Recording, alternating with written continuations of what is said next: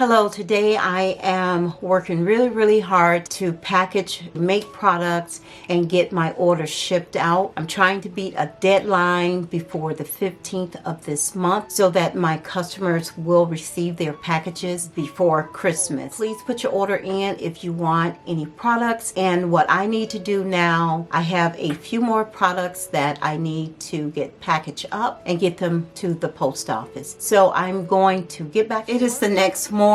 I worked clear through the night making my orders and getting them packaged up. I'm sorry that I must cut this Studio Friday video short. I'm really focused on making sure that I package my orders, my customers' orders correctly, making sure I have the right products with the right customer, and I need to get these packages to the post office because the cutoff date is December 15th to assure that my customers' packages will arrive on time. I had to make pure nettle oil, some more hair growth oil, and a hair mask, and a lavender scalp tonic. I'm going to label products and get those packaged up as well. So thank you so much for watching this short Studio Friday. Please subscribe to my channel, give this video a like, and leave me a comment down below. And also I want to say that on my Etsy shop, my sales run through the 15th. So if you want to get anything in, if you want to purchase an order,